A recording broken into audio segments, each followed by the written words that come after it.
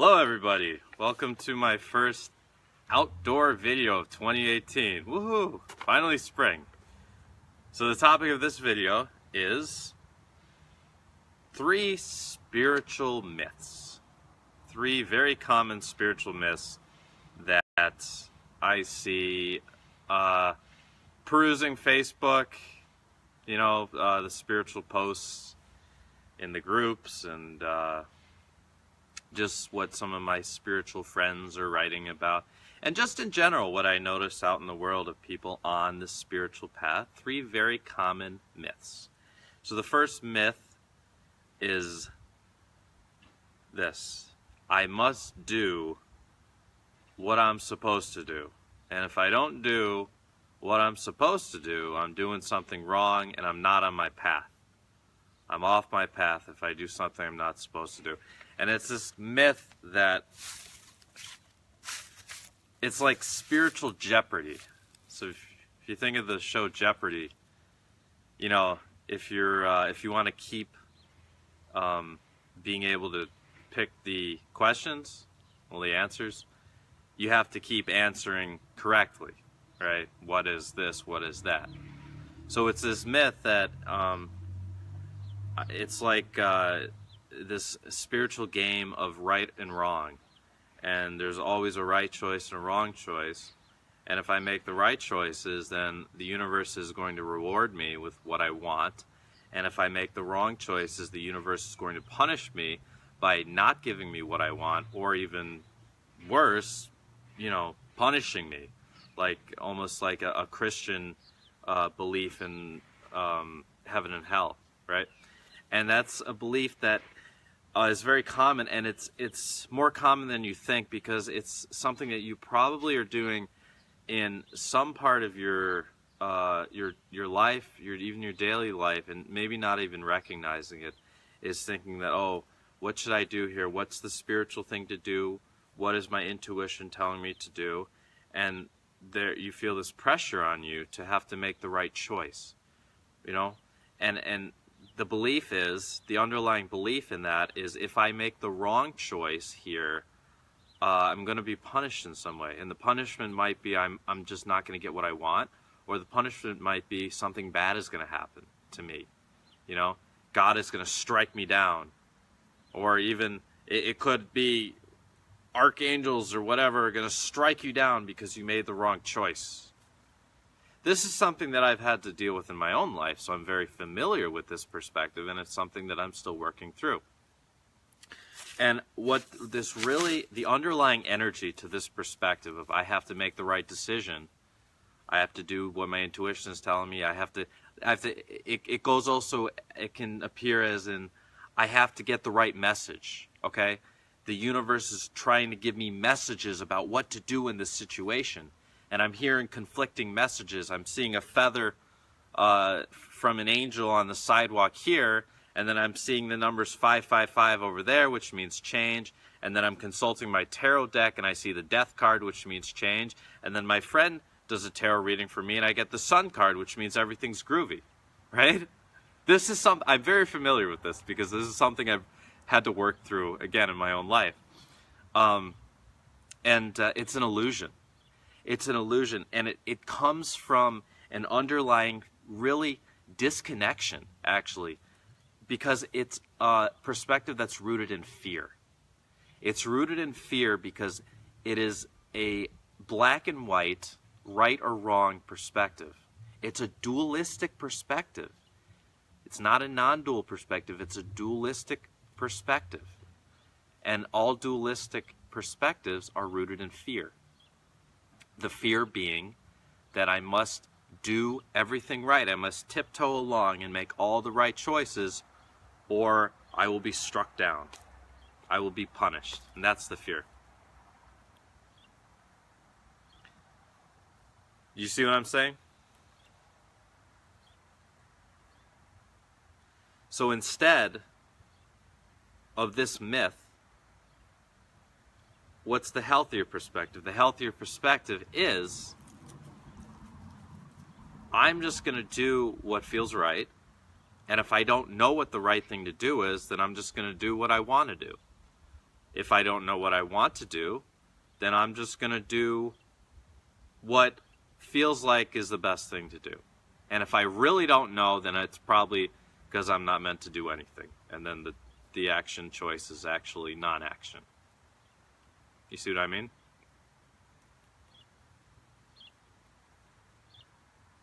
And that type of perspective carries an energy of freedom with it rather than fear.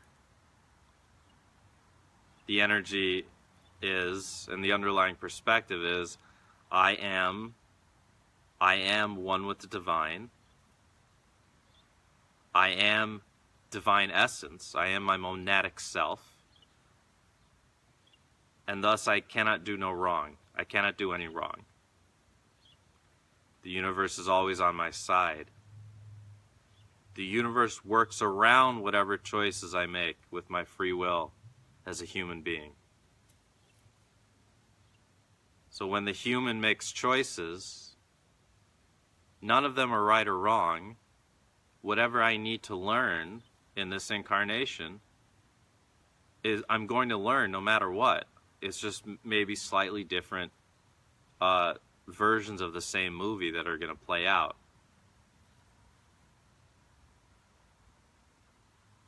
So I cannot do any wrong. There is no wrong. If something was so wrong, then it would never be allowed to happen by the universe. The universe only allows what is aligned with what is meant to be to ever happen. Nothing can happen without the universe's blessing, so to speak.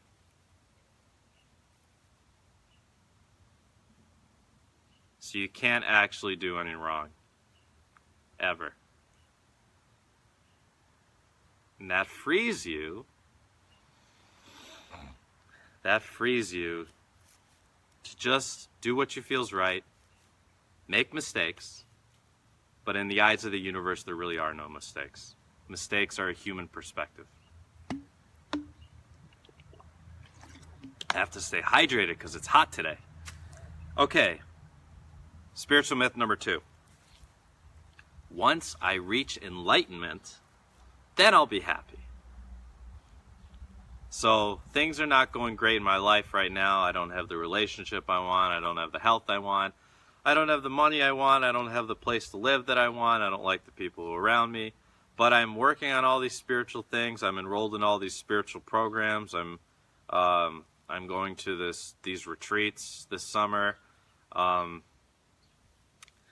I'm working towards enlightenment. And I think I'm pretty close. I'm like, I don't know, 80% there, maybe 90%, right? I'm definitely more enlightened than these people.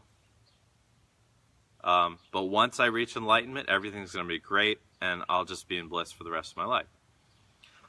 Okay, I'm not saying that there isn't anything that is sort of like the enlightenment that we've heard about where you do sit in bliss forever. The rishis in the Himalayan mountains, they apparently sit in bliss for eternity, but they're also not very active in their human bodies. It's a little bit of a different life, it seems like, right? So for us, the humans here, and I think they're human, I don't know, but you know what I'm saying. For us, the humans, for you that I'm talking to, you can carry the myth, and this is a myth that is thankfully kind of starting to die as the spiritual we are fully into a new spiritual paradigm where you know, in the 60s and 70s and 80s, spirituality was really thought of as like a school, almost like a school that you enroll and you have to pass all these tests, and if you keep doing things right, this is almost like the last myth I was talking about. Eventually, you reach enlightenment, and so that you have a guru that you sit and you listen to. And listen, I'm not saying anything about gurus. I listen to gurus speak on YouTube all the time. But the old perspective was that I'm working towards enlightenment, and if I follow my guru, then eventually I'll reach enlightenment and everything's going to be great.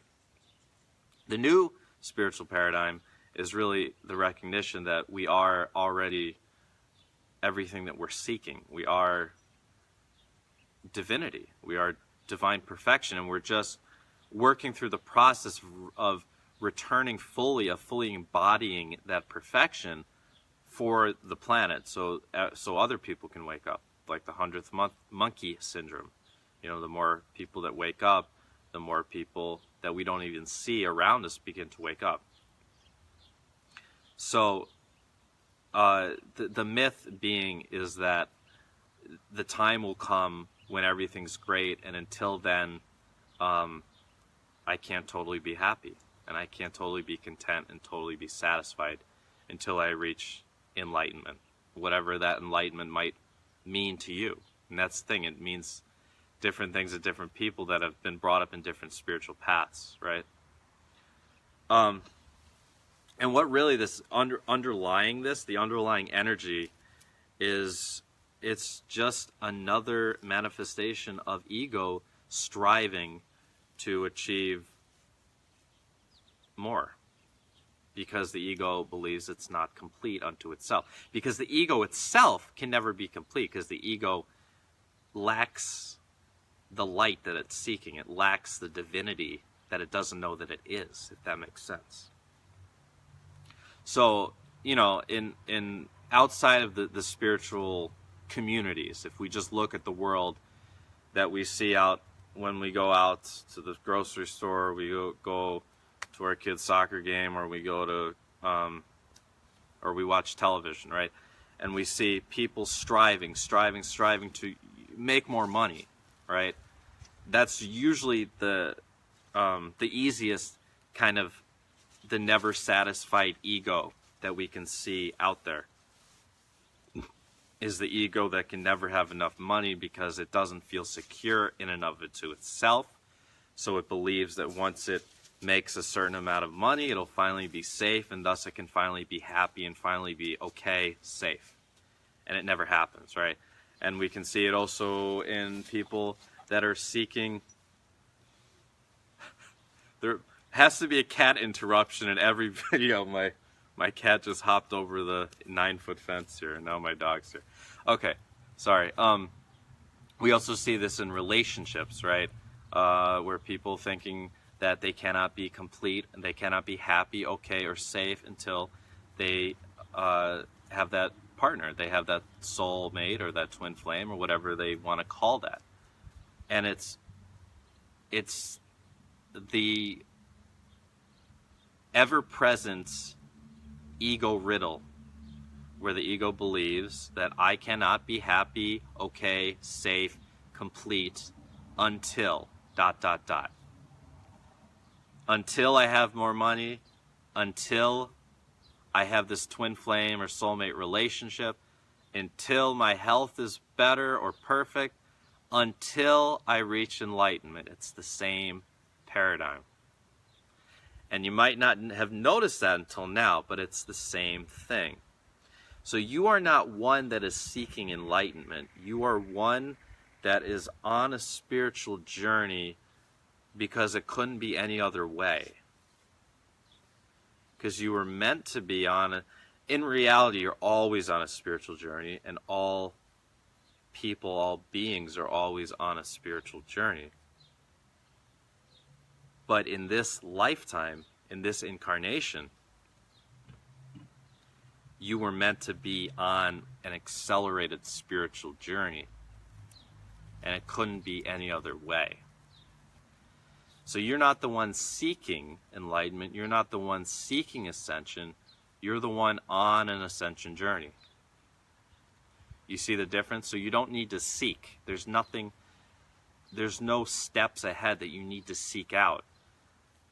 Whatever needs to happen for you to learn what you need to learn in this lifetime is going to happen, because the path is already masterfully and perfectly laid out for you, and because it has been crafted by a higher intelligence that ego could never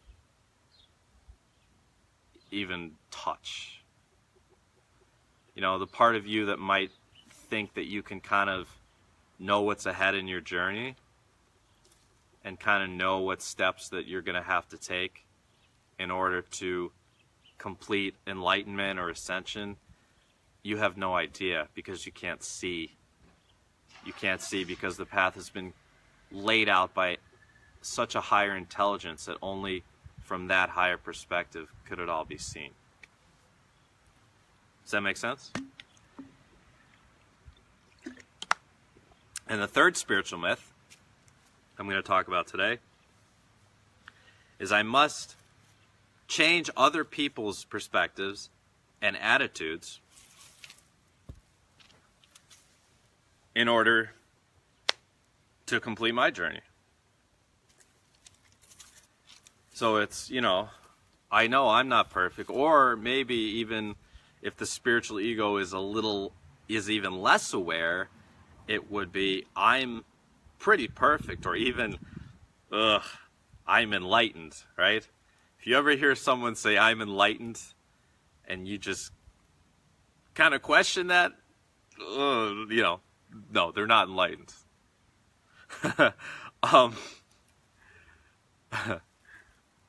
So it's that I'm enlightened, or I'm doing pretty well here. And I'm not saying you're not doing well. You probably are doing pretty well. Of course you're doing well. You're doing perfectly. But it's the perspective that I must change other people's attitudes. My partner is so far behind me. I'm so much more enlightened than my partner. I'm so much more enlightened than my family. I'm so much more enlightened than the people around me in my community. And I'm not saying that you're not at a higher level of spiritual awareness, because you are. You are, but this is not the point. The point being is that doesn't mean you're here to change other people's perspectives. You're not here to be the spiritual missionary. Okay? You're not here to be the spiritual Jesuit, or that goes knocking on the doors in the neighborhood. Knock, knock, knock. Hello, sir. Have you forgiven yourself today? Have you processed your childhood trauma? Do you still eat animal meat? You see what I'm getting at? You're not here to change other people's perspectives. Other people, here's the thing. If you stop trying to change other people's perspectives, as unenlightened and as far from truth as they might be, they're more likely going to change them on their own by modeling you, by looking at you, and subconsciously they'll see, wow, this person acts differently, and they might start to, if you're here, they might start to come up to your level, or they might ask you for help. If someone asks you for help, then by all means give them everything you got. But I'm talking about the people that don't ask for your help, and the people that you go out of your way to impose your spiritual knowledge and your spiritual knowledge on others without them asking for it. And you'll find that it's almost always met with resistance, right? Because that's not your journey. Your journey is yourself. Your journey is your journey, not others. Remember, we're each living in a parallel universe. And it helps to be reminded of this, that there's 9 billion or whatever it is of humans on this planet, each one living in a parallel universe. We all interact on the same plane of existence on this earth, but we're each in our own parallel universe, on our own timelines, on our own missions, on our own journeys. So you'll never know what another being has been through that has caused them to have a disconnected perspective. And you can't know because you haven't had their experience. And because you have been privileged with the opportunity to undergo the spiritual journey, to undergo the conscious ascension process in this lifetime, it doesn't mean that others are. And I'm not saying they won't. They might in a month or a year or 10 years from now, but if they're not, then they're not. What will bring about their change in them is their own inner work. And if they're not willing to do their inner work, if they're not willing to change their perspectives, then chances are you're not going to change them either. And what this really is, the underlying energy to this, is one, it's almost a cop-out. It's that I'm not willing to look deeper within myself, so I'm looking to others because it's easier to see in others what I may not be able to see in myself. So I'm trying to change what I see out there. And I feel like if I can change what is out there, then it'll also improve what's going on in here, because I'm not happy with my experience of life out there because of the way these other people are acting. So if I can change them with my spiritual knowledge and all that, then I can have a better experience of life myself. And it's another ego perspective. It's an egoic perspective of, I am not happy. I cannot be happy until these other people are acting better. And this goes beyond just your immediate family and your friends and your community. How about the world leaders? How about the people that are running this planet, the darkness that is, right? That I cannot be fully the light until they change. And that is an illusion. And that will hold you back if you hold that perspective. What is a more freeing perspective is, I am on a spiritual journey, and I am on a spiritual journey that no one else is on. People are all on their own spiritual journeys, but no one is on my spiritual journey. Mine is unique. And other people's journeys are unique. So I focus my energy on my own journey. And other people's journeys are theirs. Their pain is not mine. Their perspectives are not mine. And they might never change. And that's okay. Because I am the light. I am the light. I am the light I am. It doesn't matter then what's going on in other people. A lot of people have this perspective also because it relates to, as a child, a codependency. It's like a spiritual codependency. Where as a child, we were already operating on a higher level as empaths and light workers than our parents and our family members and our friends. And we always felt like we couldn't really be ourselves around them. We could only be ourselves. For me, it was always just literally being by myself. You know, I always felt a little different around my parents or other people. And there's a belief that gets built in that I cannot really truly be okay until these other people change the way they're being. Until they start acting in a more enlightened way. And that's not true. It's just not true. And when you break free of that, you really experience a greater freedom and you experience a greater personal power. It's an empowering thing to know that it doesn't actually matter how other people are acting, because you are you and you are on your own journey. And they're on their own journeys. And if they ever change, it'll be because of them. It won't be because of you. See, that's the thing, is there's another subconscious perspective that a lot of light workers have, that if I evolve and become this amazing shining light, which I'm becoming and I really am, then other people will finally see that and they'll wake up to be their light. And you know what? It's actually true. That's actually happening. But it's not helpful to think of that as the why. That's not why you're on a journey. You're on a journey because you're on a journey.